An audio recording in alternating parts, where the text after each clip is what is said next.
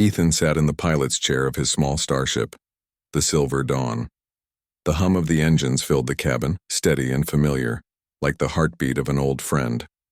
For weeks he had been traveling through an uncharted region of space, scanning star systems and logging data for the Exploration Guild back on Earth. It was a lonely job, but he had grown used to the silence. Out here no one expected him to talk. Out here it was just him, the stars, and the unknown. That day, however, something unusual broke the silence. The sensors blinked red. A faint energy signal was drifting in the void, weak and irregular. Ethan frowned and leaned forward. "That's odd," he muttered. "Could be debris, or maybe a damaged beacon." He adjusted the scanners, narrowing the focus. The reading was faint but real. It came from a derelict ship floating between the stars, its hull scarred and lifeless. No distress signal played, no lights blinked in the windows. It looked abandoned, forgotten by time. Most explorers would mark the wreck on a map and move on. Salvage crews could come later, but Ethan's instincts told him something was different. He guided the Silver Dawn closer, its docking clamps extending.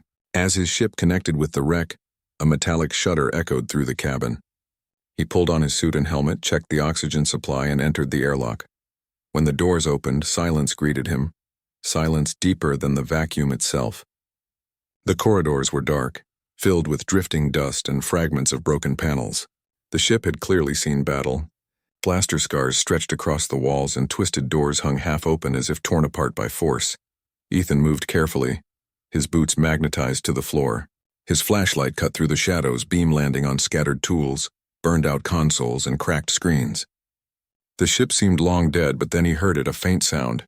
Not mechanical, not the groan of metal, but something softer, like a breath. His heart jumped. He froze, straining to listen. There it was again, a weak, uneven gasp.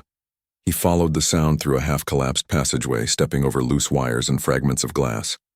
His flashlight finally revealed a figure slumped against the wall of a ruined chamber. It was not human.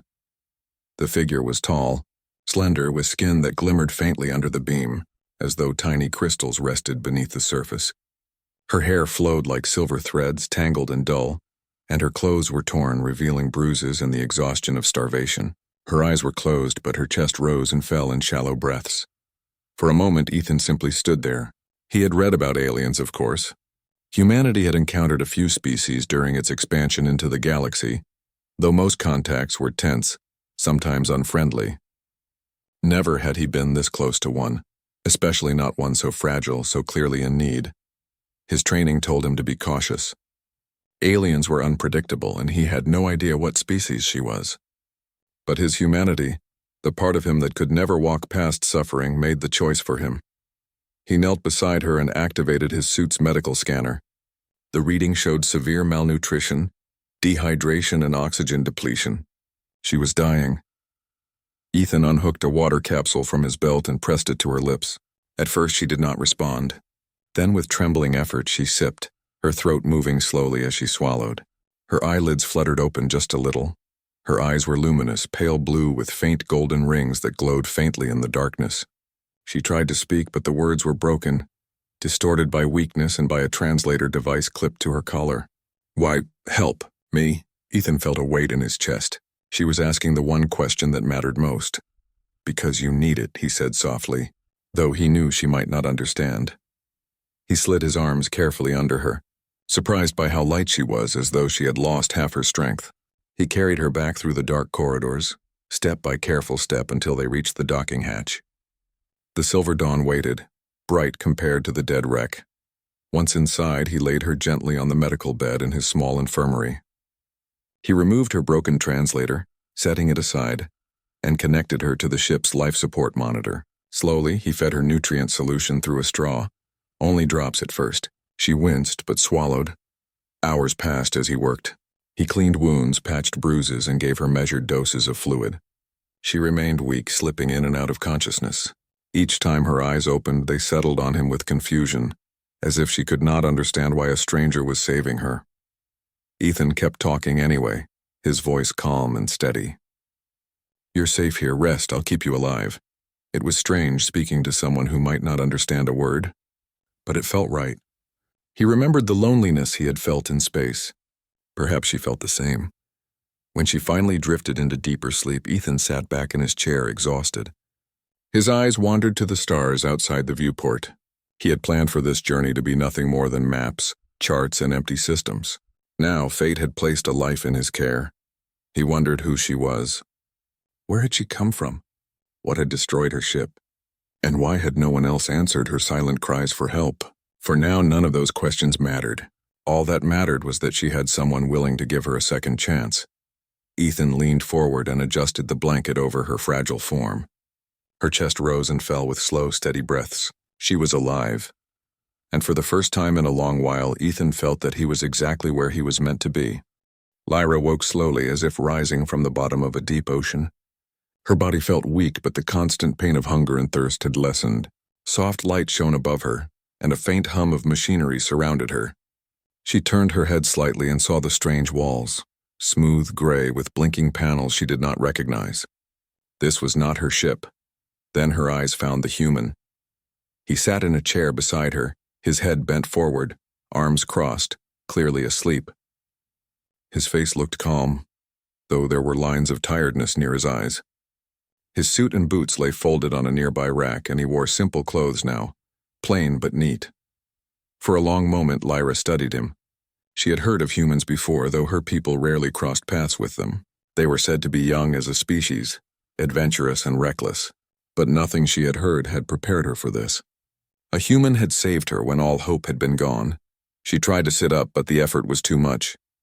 A low sound escaped her throat, and her movement woke him instantly. Ethan opened his eyes and leaned forward. "You're awake," he said, relief clear in his voice. She blinked, not understanding his words. The translator on her collar was damaged, its screen cracked. She touched it weakly, and he seemed to understand.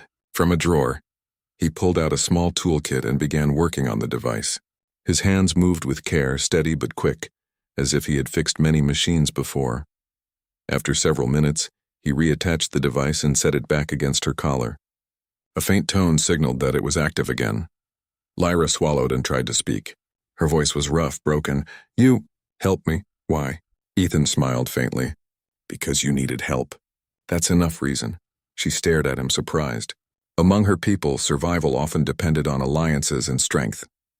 Few would give resources to a stranger with no promise of return. Yet here was a man who had done just that, risking his supplies and time.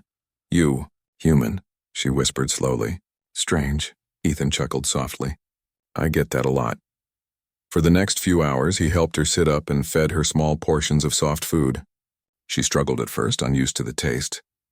The human meals were simple: packaged grains, fruit paste, and protein bars.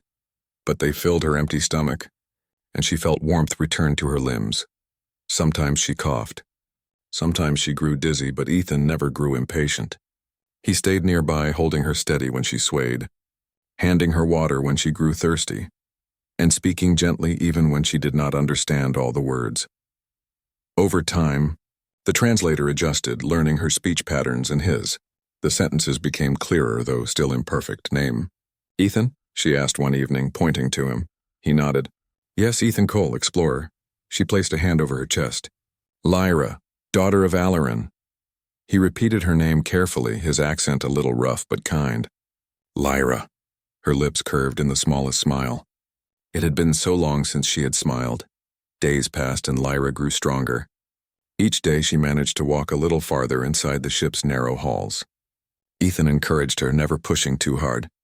He explained the systems in simple words, showing her how humans lived among the stars. She learned about air recyclers, navigation screens, and the hydroponic pod where green plants grew under soft light. To Lyra, these things were strange but fascinating. In return, she told Ethan small pieces of her story. Her people, the Solari, had been traveling when raiders attacked. Her ship was damaged beyond repair and the others scattered. She had hidden, drifting for weeks, rationing what little food remained until even that was gone.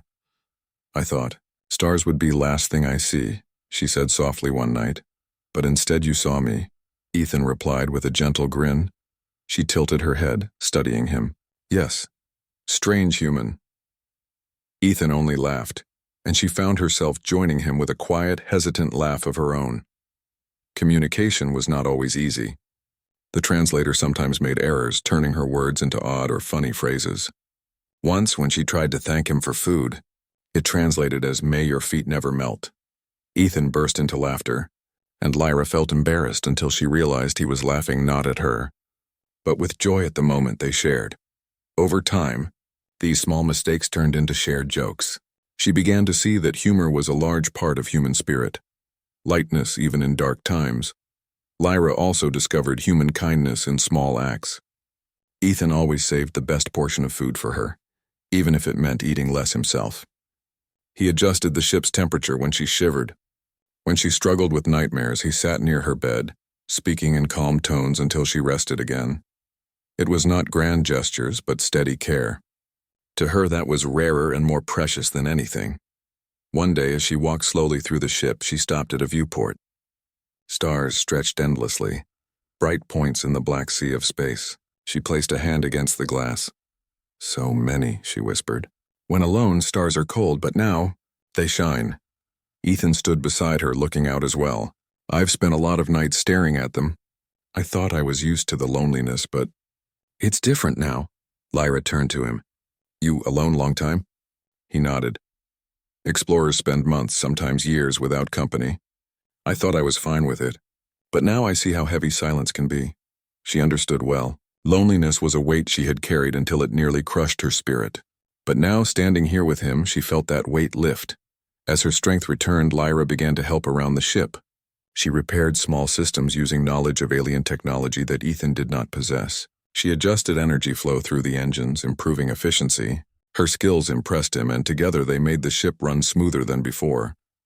"You're not just a guest anymore," Ethan said warmly. "You're crew." She blinked, touched by the word. Among her people, to be part of a crew meant belonging, trust, and purpose. To hear it from a human filled her with quiet joy. One evening, as they shared a simple meal, Lyra set down her cup and looked at him seriously. "Ethan," she said slowly, "you could have left me." "Why not?" He looked at her for a long moment. His eyes were steady, kind. "Because no one deserves to die alone. Not when I could do something about it." She felt her chest tighten. In her culture, gratitude was usually expressed with formal oaths or gifts, but words felt too small for what she felt now. Her translator struggled to catch her whisper, but the meaning came through clear. "You gave me life again." Ethan shook his head gently. "You gave yourself life. I just helped a little." But Lyra knew the truth. Without him, she would have been only another silent ghost among the stars. With him, she had been given the chance to live, to laugh, to feel warmth again. As she lay down to rest that night, she whispered softly to herself, "Strange human, kind human." And for the first time since her ship was destroyed, Lyra fell asleep with hope in her heart. The silver dawn glided silently through the dark reaches of space. Stars shimmered like scattered jewels outside the viewport, and inside, the hum of the engines filled the small ship with steady rhythm. For weeks now, Ethan and Lyra had traveled together, and the once fragile alien woman had grown stronger with each passing day. Her steps were no longer weak, her voice no longer faint. She carried herself with grace, her shimmering skin now bright with health. Where once she had barely lifted a spoon, she now moved with purpose, her long fingers quick and sure as she adjusted controls on the console. Ethan often found himself watching her as she worked. She had an air of quiet wisdom, and her knowledge of alien technology surprised him daily. More than once she had pointed out flaws in his ship's systems, showing him better ways to manage energy flow and shield control. "You humans, clever but sometimes careless," she said one morning, adjusting a panel that had been overheating. Ethan grinned. "We like to improvise," she tilted her head, amused. "Improvising? Is that word for fixing mistakes after they happen?" Ethan laughed, shaking his head. "Something like that." Moments like these filled the ship now, gentle teasing, small lessons, quiet companionship. For Ethan, who had once lived only with silence, the change was like sunlight breaking through long clouds. But not every day was filled with peace. Space was vast, but it was not empty. One evening, while Ethan was checking the star charts, an alarm sounded. A sharp red light blinked across the console. He frowned and leaned closer. "Unidentified ships closing fast." Lyra's expression hardened. "Raiders." Ethan looked at her in surprise. "You know them?" She nodded grimly. The same kind. Who attacked my people. They hunt weak ships. They will not ask. They will take. Ethan quickly powered up the shields and weapons, though his small ship was not designed for battle. We'll try to outfly them. The enemy ships appeared on the scanner, 3 sharp, angular craft with long wings and glowing engines. They spread out, moving like wolves circling prey.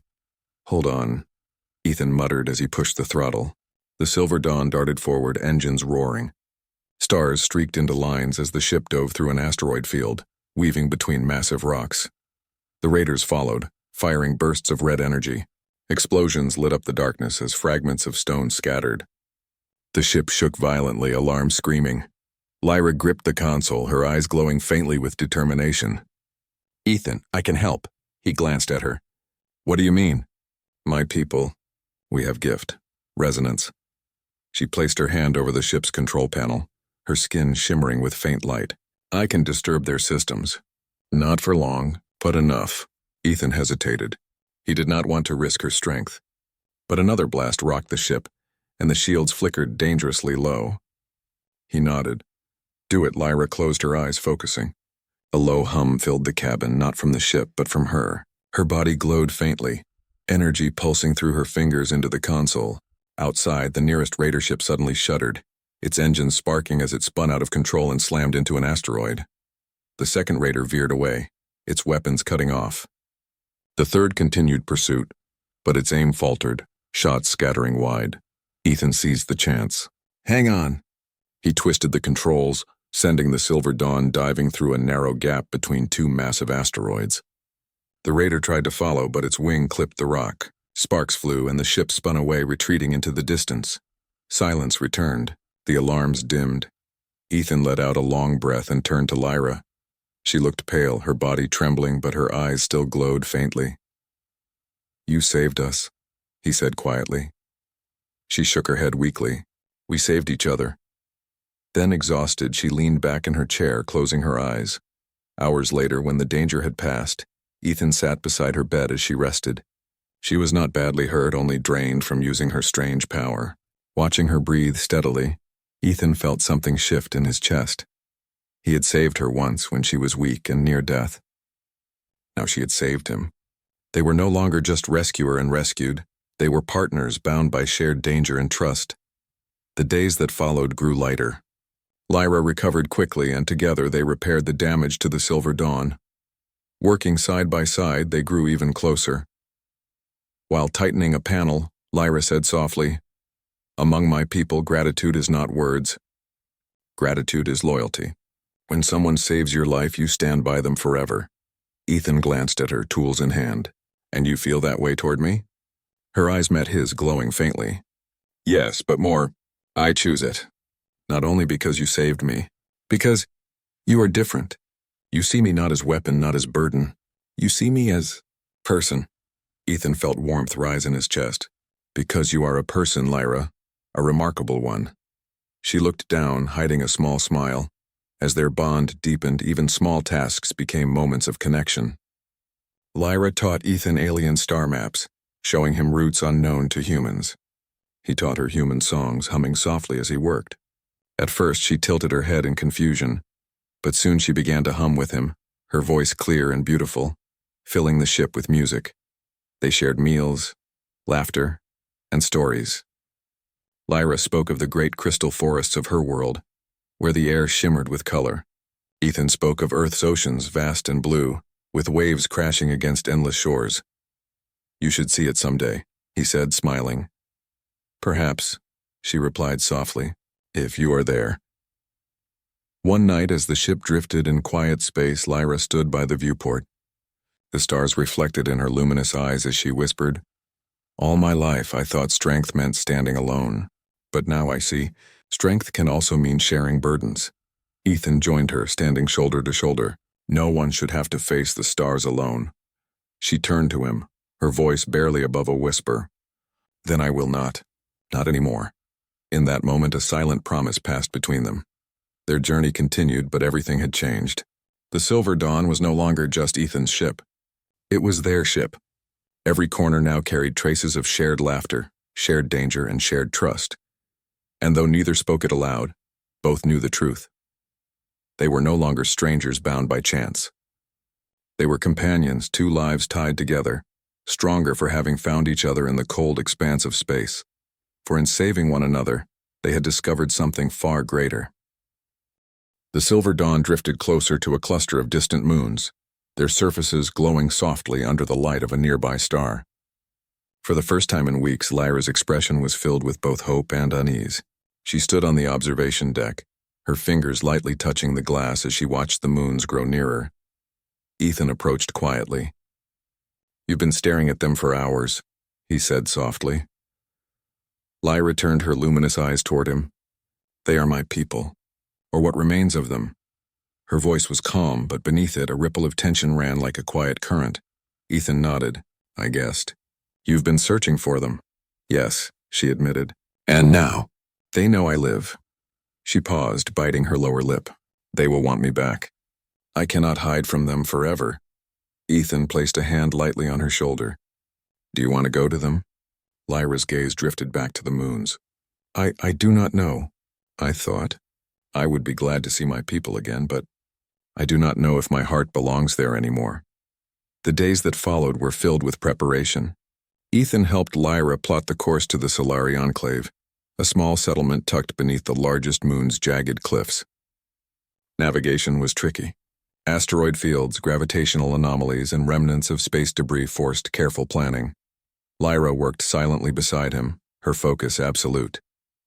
Yet every so often she would pause, staring out at the stars as if asking them for guidance. "I do not know what to say," she finally confessed one evening. They were sitting in the common area of the ship, eating a small meal. "In my culture, duty is sacred.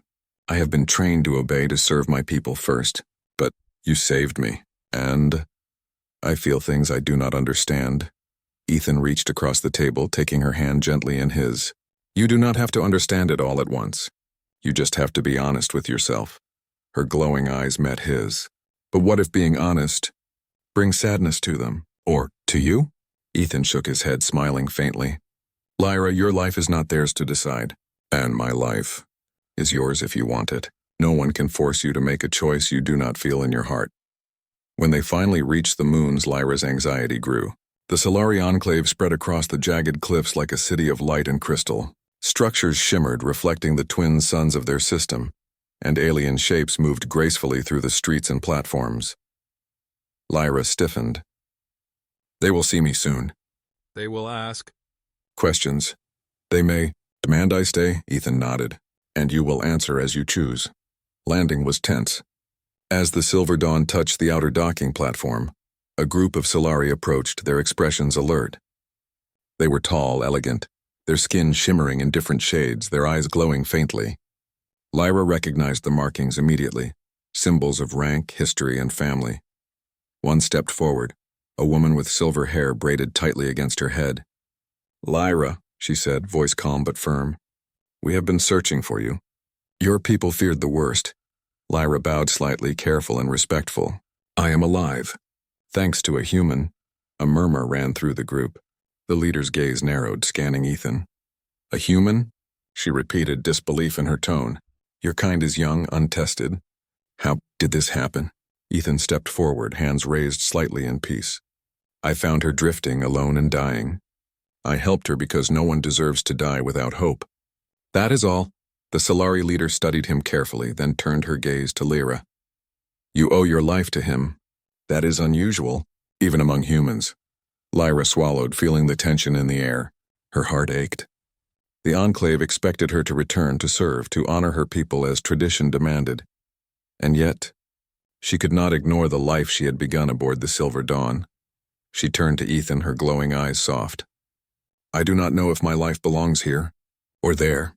Ethan took her hand gently. "Then choose what belongs to your heart. No one else can decide for you." Over the next few hours, the Solari questioned Lyra. They asked about her journey, her survival, and the human who had saved her. They offered her positions of leadership, safety, and honor within their community. Everything a Solari could desire, carefully prepared and waiting. But Lyra could not bring herself to smile at the offers. She thought of Ethan, his gentle humor, the way he had stayed with her through her weakest moments. the way he had trusted her abilities even when others would have doubted. She thought of the quiet laughter, the shared meals, the safety of the Silver Dawn. Her heart beat rapidly. She wanted these people to be proud of her, but she could not deny the truth within herself. That night, Lyra stood on a high balcony overlooking the moon's glowing surface. The stars stretched endlessly above her, reflecting the infinite choice before her. The sound of footsteps made her turn.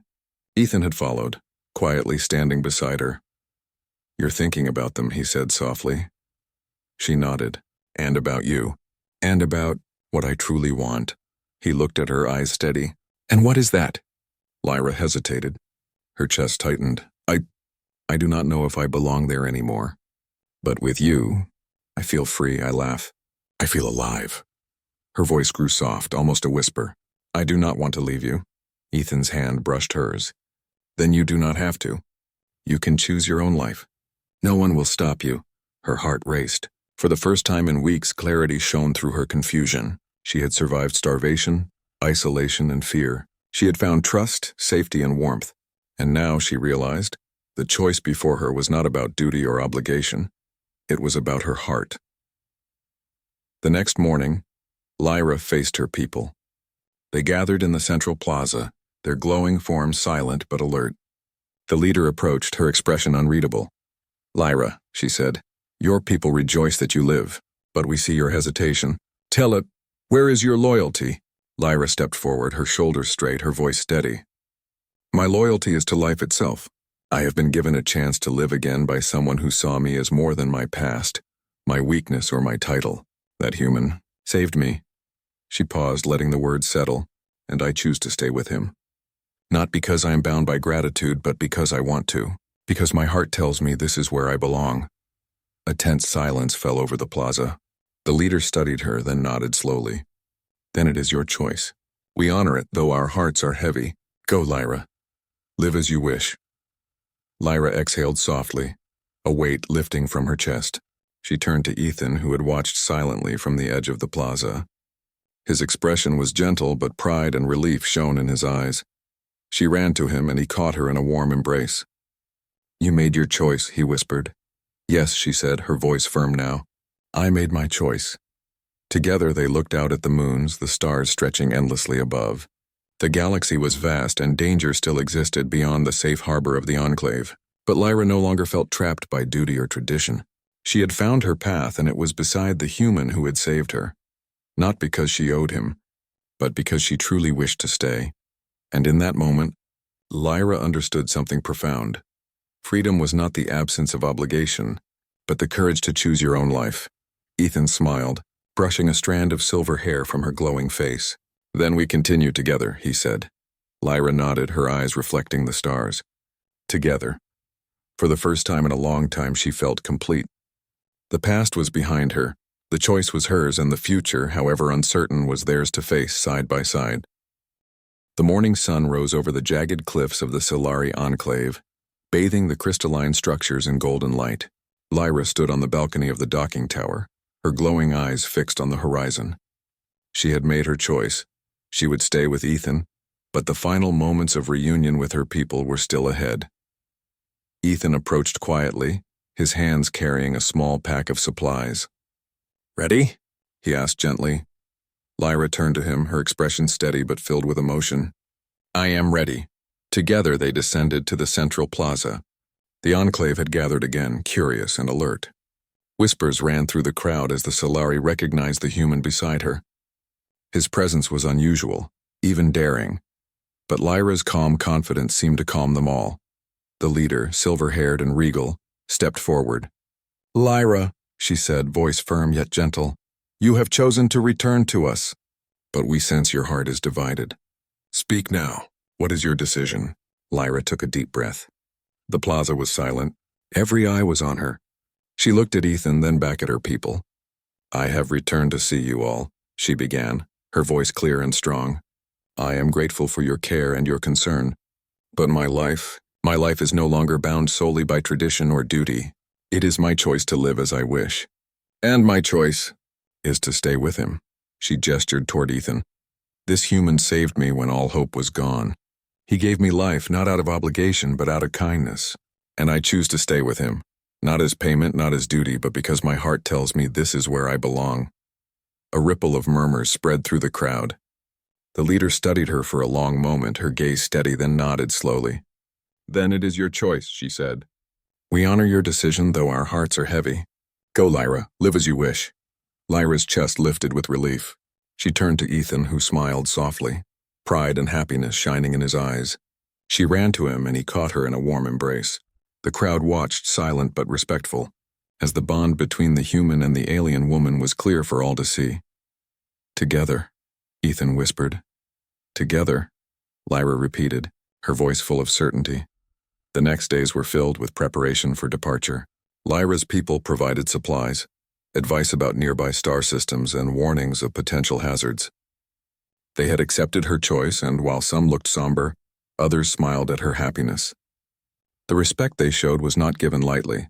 It was a gift she would always remember. As the silver dawn lifted from the docking platform, Lyra gazed down at her homeworld's surface shimmering with sunlight and crystal. "I will miss this place," she said softly, "but I am not leaving it behind entirely. I carry it with me," Ethan nodded, "and you'll always have a home here if you ever wish to return." Her lips curved in a small smile. "Perhaps one day. But for now, the stars call." The ship slipped into the void, stars stretching into brilliant lines as it jumped to faster-than-light speed. The familiar hum of the engines filled the cabin, and Lyra stood beside Ethan, watching the endless galaxy unfold before them. Life aboard the Silver Dawn was different now. Lyra moved with ease through the corridors, assisting with navigation and repairs. She learned human routines, meal preparation, exercise, and the small habits that made daily life smooth and comfortable. Ethan taught her to laugh at mistakes, to find humor even in minor accidents. And she in turn shared her alien knowledge, enhancing the ship's systems and teaching him tricks he had never considered. At night they would sit by the observation deck watching the stars. The silence between them was comfortable, filled with mutual respect and understanding. Sometimes they spoke softly of dreams, of distant worlds, or of small moments from their pasts. "You know," Ethan said one night, "I never imagined I'd find someone like you out here. Not in all my years of exploring." Lyra turned to him, her glowing eyes reflecting starlight. "And I never imagined I would trust a human enough to live my life beside them." He chuckled. "Well, I'm glad you did." She smiled faintly, resting her hand over his. "As am I." One day, as they passed a colorful nebula, the ship's sensors detected a small vessel adrift nearby. Ethan quickly adjusted course and approached cautiously. Inside, they found a young alien child, frightened and alone, floating among broken machinery. Lyra's heart clenched. She recognized the same fear she had felt when stranded, lost, and near death. "We cannot leave them," she said firmly. Ethan nodded. "Of course not. Let's bring them aboard." Working together, they repaired the child's life support system, provided food, and comforted the small being. Lyra taught the child a simple song from her culture, while Ethan explained the basics of ship routines. In minutes, the child smiled, eyes wide with wonder. Lyra looked at Ethan, a warm glow in her chest. "Life saved." "Again," Ethan smiled. "It never gets old, does it?" "No," she said softly. "It reminds me why we live." As weeks turned into months, Lyra and Ethan explored new star systems, discovering uncharted worlds and making first contact with alien civilizations. Their teamwork was seamless. She used her alien knowledge and abilities to understand strange technologies, while he applied human ingenuity and creativity to solve problems. Together they made an unstoppable pair, respected wherever they traveled, and always their bond grew stronger. Moments of danger were met with trust. Moments of quiet reflection were filled with comfort, and moments of joy were shared in laughter and gentle teasing. One evening, after narrowly escaping a rogue asteroid cluster, Lyra leaned against the observation deck glass. "Do you ever think about the life we might have had? If I had never been found?" Ethan joined her eyes on the stars. "I do, but I also know we would not be who we are now. We found each other at the right time in the right place." Lyra smiled, resting her head lightly against his shoulder. "Then I am glad," she whispered. "I am glad I am here, with you." He wrapped an arm around her, holding her close. "Me too. Always." Months passed, and their story became known among the worlds they visited. Tales of a human and a Solari woman traveling together, helping those in need, reached distant systems. They were admired not for conquest or power, but for compassion, courage, and partnership. Lyra never forgot her people. She sent messages, shared news, and even helped establish communication networks for stranded Solari across the stars. But she never returned permanently. Her place was aboard the Silver Dawn, beside Ethan as equals, friends, and partners. One evening, floating near a beautiful blue planet with swirling white clouds, Ethan turned to Lyra. "You've changed my life," he said softly. Lyra took his hand. Her glowing fingers intertwined with his. "And you've changed mine." They gazed out at the planet together, the stars reflected in their eyes. In a galaxy filled with dangers, loneliness, and uncertainty, they had found something rare: trust, kindness, and a bond that no force could break. "Forever," Lyra whispered. "Forever," Ethan repeated, smiling. And so they traveled onward, not as rescuer and rescued, but as companions, explorers, and family.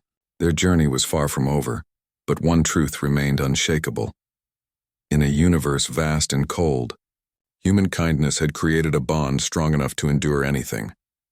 Lyra rested her head against Ethan, feeling warmth, safety, and freedom all at once. She had been lost once, starving and alone.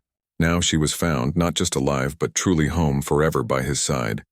The stars stretched endlessly before them, and together, they faced the infinite galaxy. And for the first time, both of them knew they would never walk alone again.